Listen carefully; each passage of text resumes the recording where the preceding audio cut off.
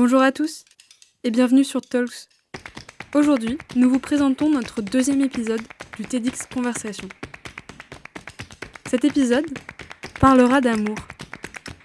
En effet, aujourd'hui, nous recevons Mathéo Gabon, élève de deuxième année, qui va nous donner sa vision de l'amour, ce sentiment invisible et pourtant omniprésent dans nos vies. Bonne écoute. Donc moi, je vais vous parler d'amour. Lorsque je suis né, donc à ma naissance, un ami proche de mon père m'écrit une lettre dans laquelle on peut y lire « Il te faudra retenir qu'il n'est rien de si commun que de parler d'amour, mais rien de si rare que d'en bien parler. » C'est donc ce que je vais essayer de faire avec vous aujourd'hui. L'invisible est quand même extrêmement vaste. C'est un sujet très vaste. Et il se trouve que lorsque je faisais mon premier passage, mon livre de chevet était Risible amour de Kundera. Avec une association dans laquelle j'étais, on faisait une soirée et le nom de cette soirée était Love Sex GMP. Ça marche toujours mieux en anglais. C'est à partir de là que je commence à faire le lien entre amour et invisible. Parce qu'au final, l'amour, c'est quelque chose d'imperceptible, c'est quelque chose d'intouchable. J'espère que vous êtes d'accord avec moi, c'est invisible.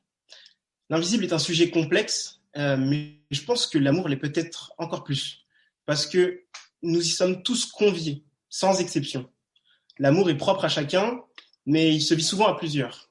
L'amour est universel, commun à tous, mais il est intrinsèquement différent. Et c'est tous ces paradoxes qui font la beauté de ce sentiment. Lors de mon année de CM1, après que mes parents se soient séparés et que mon amoureuse de l'époque me délaisse pour un garçon un peu plus grand qui faisait du tennis, je remets en cause tous les films Disney que j'ai pu voir qui dépeignent un amour un peu simple et surtout éternel. J'ai même, vous pourrez le voir dans les commentaires, signé avec mes parents une charte comme quoi je ne me marierai jamais. Donc c'est pour vous dire. Donc l'amour fait peur, mais je ne croyais plus en l'amour, mais il se trouve que l'amour est quand même très persévérant. L'amour est coriace. Et donc, 2 années plus tard, en 6e, je pense que je tombe amoureux à mon échelle. Je tombe amoureux et seulement 8 ans plus tard, je sors avec cette même personne. Parce que bon, voilà, bouton sur le front et manque de confiance oblige. Ce n'est que 8 ans plus tard que je sors avec cette même personne. Et après 3 ans d'amour, finalement, je pense que certains ici connaissent le théorème de Novembre à l'ESTP. Il en a fait tomber beaucoup, malheureusement. Bête comme je suis tombé dedans. Et donc, cet amour a pris fin. Cet amour a pris fin et maintenant, j'en suis là avec vous à me demander pourquoi est-ce qu'on aime ?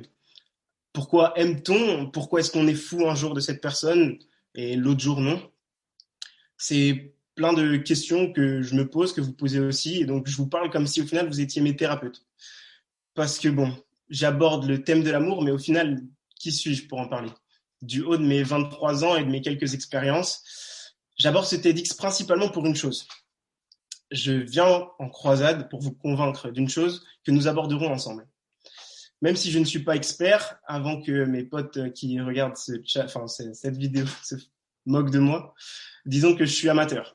Je décrirais l'amour comme un espèce de sentiment de plénitude, un sentiment de satisfaction.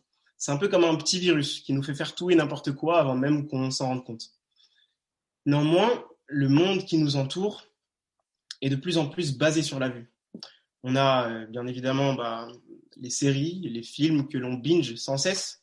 On a aussi les applications au bout de notre main qu'on regarde tous les jours. Même nos cours sont de plus en plus à voir. Enfin, il y a de plus en plus d'échanges entre notre vision et nos cours. C'est donc à ce moment-là que je commence à me demander comment faire pour continuer à déceler quelque chose d'invisible alors qu'on est tellement habitué à voir.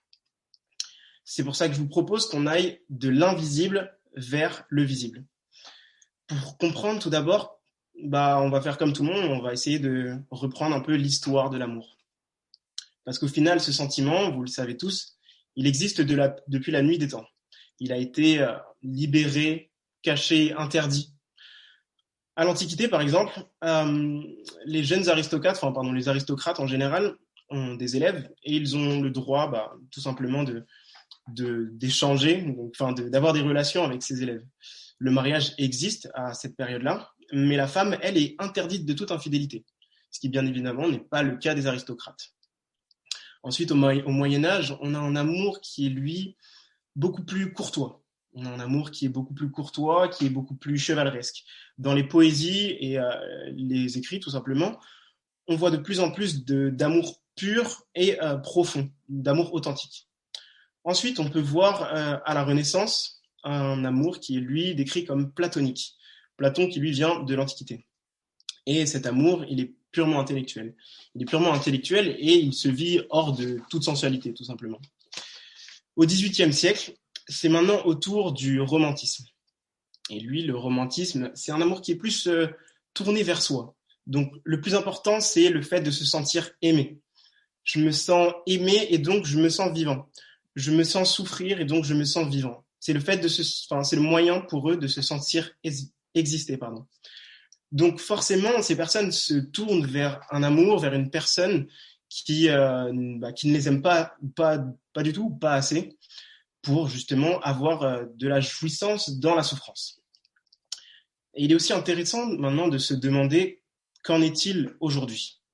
Qu'en est-il de l'amour aujourd'hui ? Je suis persuadé que il faut pas réduire l'amour moderne. Donc, quand je parle de l'amour d'aujourd'hui, c'est plus nos générations, la génération qu'on pourrait qualifier Tinder. Il faut pas généraliser en disant voilà, notre amour est destiné à être seulement des multitudes de photos prises sous notre meilleur angle, une belle description bien catchy et une multitude de swipe à droite. Et si vous ne me croyez pas, vous pouvez aller voir Amour solitaire. C'est une page Instagram qui, en gros, récupère des messages que vous et moi aurions pu envoyer, qui les récupère et qui les anonymise et qui les met sur la page. Et c'est vraiment plein de beaux mots qui ont du sens et qui sont magnifiques. Ils en ont même fait un livre, un recueil de tous ces magnifiques, j'allais dire poèmes, mais ce n'est que des textos au final. Et ça vous réconciliera, je pense, avec les plus beaux travers de l'amour. Au fil des siècles, l'amour est donc muse. L'amour est muse de photographes, de peintres, de chanteurs, d'artistes et même d'architectes. L'amour fait couler donc beaucoup d'encre. L'amour fait couler beaucoup d'encre, mais il fait aussi couler des larmes. Je pense que on l'a tous vécu ici. Parce que au final, l'amour, c'est un sentiment immense, grand, et comme toute chose que l'on ne comprend pas vraiment, il nous fait peur. L'amour est donc lié à de nombreux mots. L'amour est lié, par exemple, à l'érotomanie, qui désigne quelqu'un qui est persuadé que quelqu'un d'autre l'aime à la folie. Ou encore le narcissisme, qui désigne quelqu'un qui porte beaucoup trop d'attention ou beaucoup trop d'amour, pardon, envers sa propre personne. Maintenant que nous avons une vision plus globale de l'amour, revenons à notre problématique, qui était donc comment déceler l'invisible quand nous sommes tant habitués à voir. Pour moi, il est vraiment primordial que l'on sache trouver ce petit trésor. Malheureusement, on n'a ni carte ni boussole pour le trouver véritablement. Et c'est pour ça qu'on en vient à trouver nos propres repères personnels. On en vient à trouver nos propres repères personnels. Et parmi tous ces repères, j'aimerais que vous sachiez que, dans un premier temps, l'amour est nécessaire. C'est vraiment une affirmation que je vous fais et j'en suis convaincu. Et donc, pour vous le prouver, même si je pense que vous êtes d'accord avec moi, je vais vous parler de l'empereur Frédéric II. Cet empereur dont je tairai l'origine, parce que vous allez encore avoir une dent contre les Allemands, a fait venir 6 nourrissons, 6 orphelins, qui donc sont gardés par des nourrices. Et ces nourrices ont pour seule mission de s'assurer de leurs besoins biologiques. Donc, ils sont nourris, on s'assure qu'ils dorment correctement, on s'assure aussi qu'ils mangent, bien évidemment. Enfin, oui, nourris, qu'ils mangent et qu'ils dorment, pardon. Et donc, la seule interdiction qu'ont ces nourrices envers ces bébés, c'est de leur parler et d'interagir socialement avec eux. Donc, pas de câlin, pas d'amour donné. Et le résultat de cette expérience est totalement tragique, tout simplement parce que les 6 bébés meurent. Les 6 bébés meurent et cela explique que l'humain a profondément besoin d'amour. L'humain, voilà, c'est nécessaire pour l'humain. Maintenant qu'on sait que c'est nécessaire, on ne sait toujours pas comment le déceler correctement. Mais au final, même s'il est difficile à déceler, c'est peut-être à nous de le comprendre et de lâcher prise. Parce que pour en avoir discuté autour de moi, il y a quelque chose qui revient vraiment très fréquemment. C'est le fait que deux personnes, lorsqu'ils ont un échange réciproque, il y a comme si il y avait quelque chose qui jouait sur lequel on n'avait absolument pas prise, comme un espèce de lien invisible justement, et c'est comme si deux inconscients discutaient entre eux. Et cette chose, au final, j'ai l'impression qu'il faut juste l'accepter et le laisser aller. Ensuite, ce qu'il faut savoir aussi, c'est que j'ai parlé pour l'instant, je pense que vous avez la même perception, j'ai énormément parlé de l'amour de couple. Mais l'amour existe sous de nombreuses formes. L'amour, par exemple, c'est l'amour familial. Personnellement, je pense que sans ça, je ne serais absolument rien.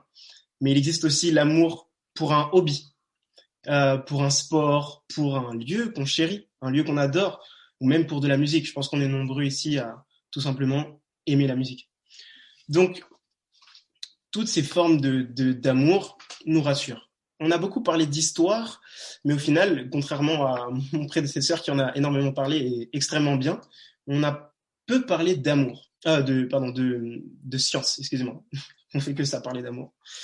On a peu parlé de science. Donc on a parlé d'histoire, mais pas de science. Et on vit au XXIe siècle, et il se trouve qu'aujourd'hui, on peut, de manière très infime, mieux comprendre comment agit l'amour, tout simplement, par exemple, avec les niveaux de dopamine qui augmentent, d'ocytocine pour les femmes et de testostérone pour les hommes, donc préfrontal ventromédian, qui lui, alors, est comme s'il était ivre, ne comprend absolument rien à ce qui se passe, et c'est donc à partir de là que l'expression l'amour rend aveugle existe. C'est encore un beau lien d'ailleurs entre l'invisibilité et l'amour. Et il y a aussi par exemple l'endorphine ou alors la dopamine qui eux augmentent et expliquent par exemple le fait que on soit totalement dans un ressenti qui soit exagéré ou alors dans une euphorie au début d'une relation. Donc au final, la science nous permet de mieux comprendre ce qu'est l'amour. Ce qu'il faut aussi savoir pour qu'on soit plus à l'aise avec l'amour, c'est le fait que l'amour est lié et intimement lié à nos sens. En effet, la vue, l'ouïe, l'odorat ou encore l'équilibroception, il est intimement lié à nos sens et nous permettent de mieux interpréter tout simplement l'amour.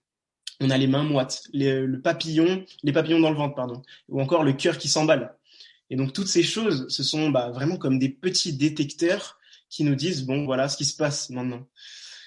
Donc voilà, il faut maintenant que, après vous avoir dit tout ça, que je vous fasse une confidence. Parce que c'est un peu comme si je vous avais utilisé comme des thérapeutes. Parce qu'au final, l'amour, je n'en sais rien et ça me fait aussi extrêmement peur.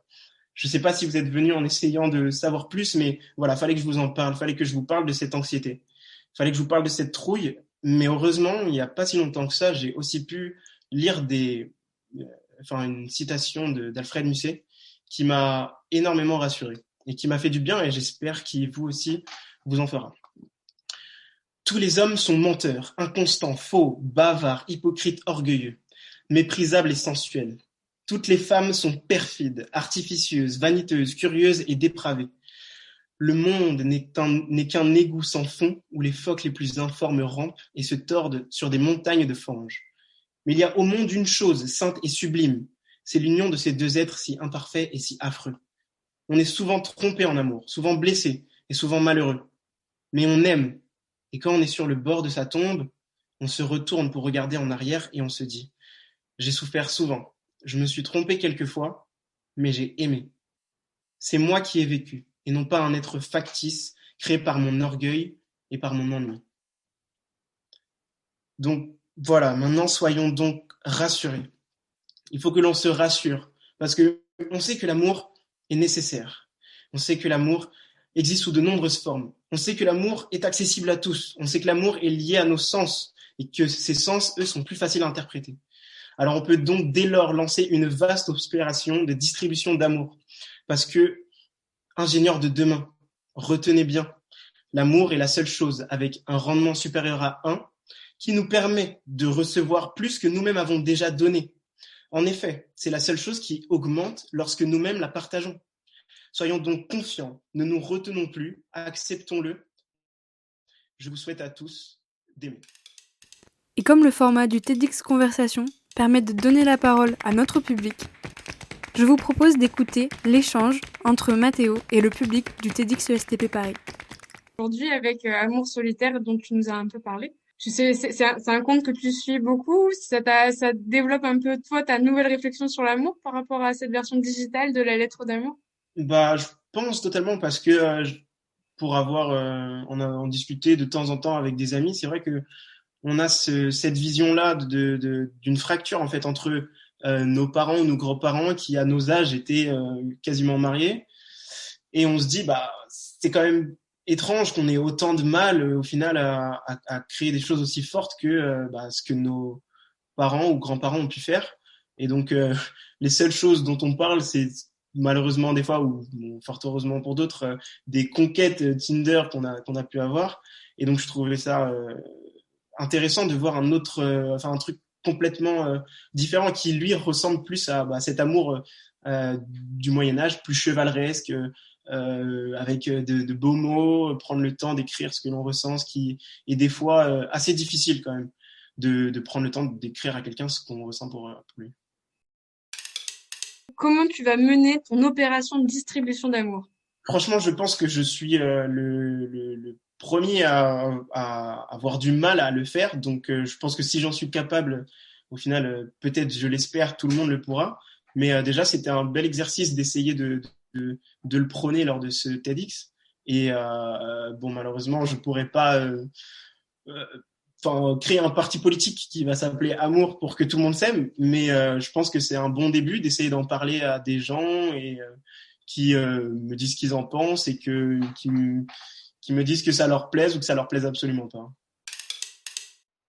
Et on a même Adrien qui pose la question du courrier du cœur.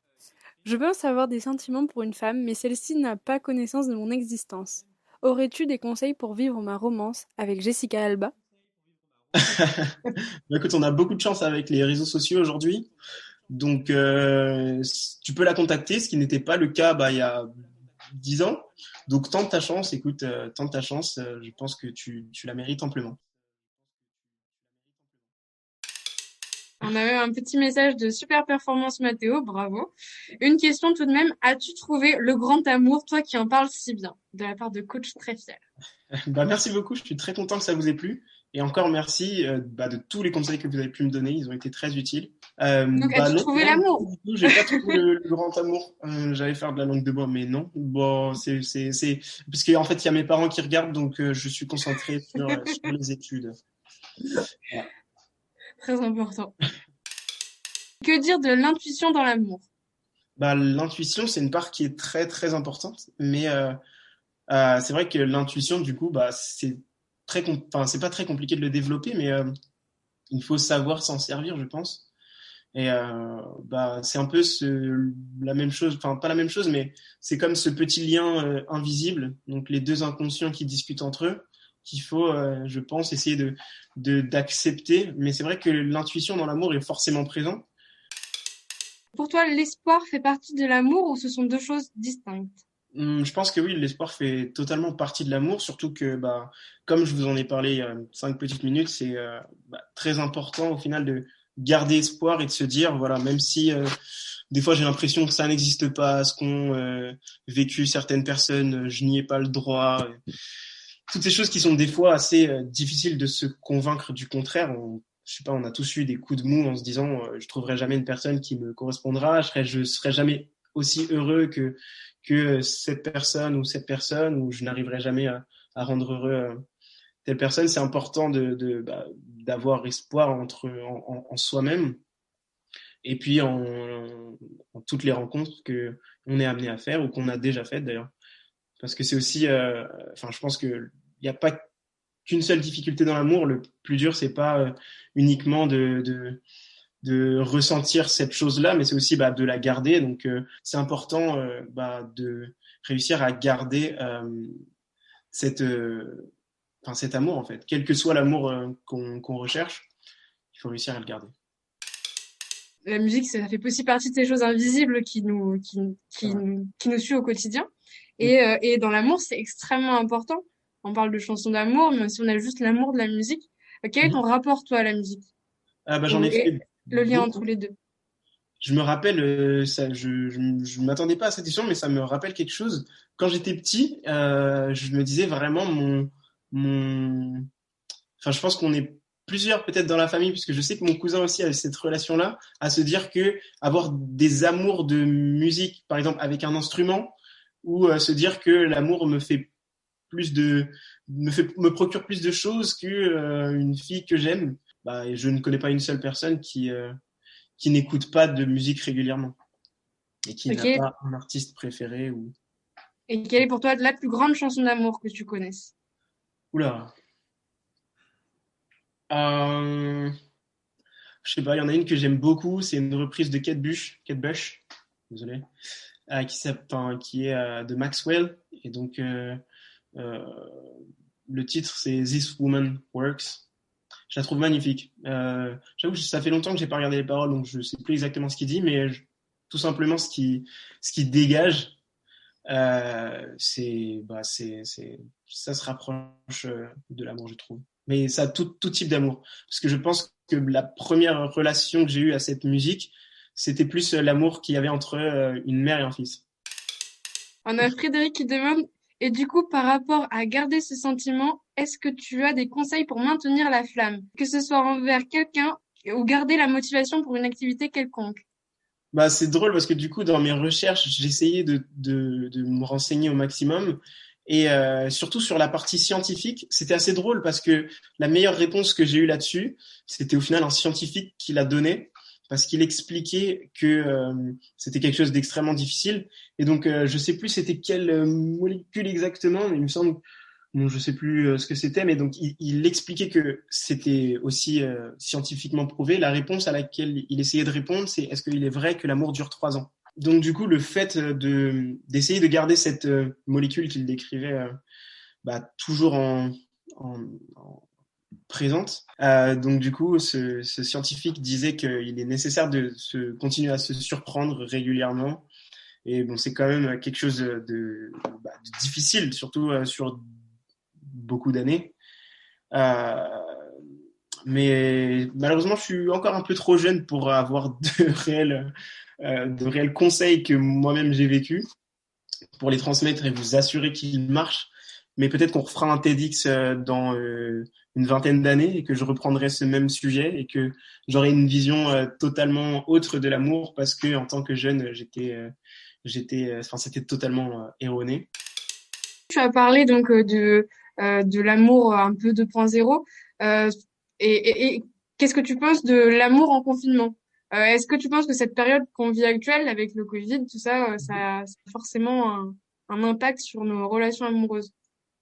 Bah oui, forcément. Il y a beaucoup de sondages qui ont été réalisés dernièrement sur le nombre de séparations qu'il y a eu du confinement. Donc forcément, c'est pas simple. Je pense qu'on est dans un système où enfin, on est tout le temps entre eux, enfin entre nous, où on reste collé H24. Mais après, comme je l'ai décrit tout à l'heure, l'amour, c'est quelque chose de vraiment, c'est intrinsèquement différent. C'est différent entre chaque personne. Donc il y a des personnes qui vont le vivre super bien, d'être ensemble H24, d'être collés et de vivre quelque chose de bien tous les deux. Et puis ce qui est dur aussi, c'est que c'est deux éléments qui sont complexes et qui doivent matcher, quoi.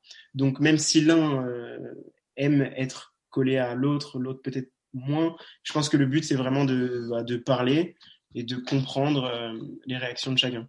Et juste pour revenir, parce que j'ai parlé que d'amour tout à l'heure, sur le fait de garder une motivation pour une activité quelconque, euh, la seule chose que je pourrais dire, c'est le fait que, par exemple, moi, pour l'athlétisme, je pense que pour garder vraiment ma motivation, mon amour pour ce sport, c'est de me remettre des paliers, en fait. Par exemple, quand je sens que je décroche, je me dis, voilà, la prochaine fois que j'irai à telle compétition, la prochaine fois que machin, je vois que j'échoue à ce palier que je m'étais fixé, vu que je perdais de l'amour pour cet objectif que je m'étais fixé.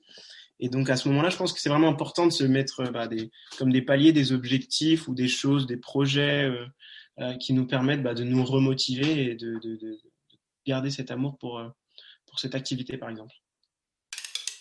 un ancien président du GMP, qui est donc l'association qui organise les soirées parisiennes de notre campus. Est-ce que tu penses que les soirées du GMP sont plutôt amour platonique ou amour romantique ou ni l'un ni l'autre? Quelle est leur définition de l'amour? Bon, je pense pas que ce soit platonique. Je pense que mais j'aurais peut-être dû en parler. C'est une toute nouvelle version d'amour qui est très intense, mais brève malheureusement, parce que souvent ça ne dure que le temps d'une soirée. Donc ils vivent quelque chose d'assez extraordinaire. Ils dansent, ils s'amusent, ils rigolent, et puis le lendemain, des fois, ils se recontactent pas, et des fois, ils finissent leur vie ensemble. Donc oui, c'est une bonne question. On a Émilie qui nous demande, est le coup de foudre mythe ou réalité? Bah écoute, j'aimerais y croire, hein. J'aimerais beaucoup y croire, donc parce que peut-être que je suis jeune et bête, je vais dire réalité. J'ose y croire. Je pense que ça existe, mais encore une fois, il existe vraiment une multitude au final, de coups de foudre. C'est une amie récemment qui me parlait de ses parents, qui eux se sont rencontrés, se sont mis ensemble, et la mère du parent a eu un coup de foudre, mais vraiment des années plus tard. Donc elle s'est rendue compte que la personne avec qui elle était, elle l'aimait du plus profond de son âme. On a une question de Baya Papa. Tu penses quoi de l'expression on ne peut pas aimer avant de s'aimer soi-même? Je trouve ça, ouais, j'aime beaucoup cette expression-là, parce que pour moi, elle est assez vraie, même si je connais beaucoup de personnes qui ont appris à s'aimer à travers le regard de l'autre, parce que par manque de confiance ou donc qui étaient heureusement entourés de bonnes personnes qui ont vu qu'au final elles n'avaient pas à s'inquiéter de quoi que ce soit. Et donc ça, c'est aussi quelque chose de très beau, mais c'est vrai que pour aimer quelqu'un d'autre, il faut, je pense, apprendre à s'aimer tout simplement. Je pense qu'il n'y a pas plus clair que cette citation, dans le sens où une fois qu'on se sent bien, c'est la meilleure manière de faire en sorte que la personne en face de nous se sente bien aussi, de lui transmettre cette confiance et cette sérénité, dans le sens où on s'aime, donc on n'a pas besoin que la personne en fasse trop ou plus. Mais c'est totalement vrai, et c'est aussi quelque chose que j'aurais pu aborder, le fait d'apprendre à s'aimer soi-même, que j'aurais pu rajouter dans toutes les formes d'amour au final, le fait de s'aimer soi. Et j'espère que vous le faites, parce que c'est très important. Et voilà. Merci à tous d'avoir écouté ce deuxième épisode du TEDx Conversation. Nous remercions également Mathéo Gabon de nous avoir fait l'honneur de sa présence lors de notre événement TEDx USTP Paris. J'espère que cela vous a plu et que nous vous verrons en nombre lors de notre prochain enregistrement du TEDx Conversation, qui aura lieu le samedi 12 décembre à partir de 15h sur Zoom. Nous y parlerons d'hypersensibilité, de musique de film et de neurosciences, toujours autour de l'invisible. Je vous remercie de nous avoir écoutés et vous dis à bientôt sur Talks.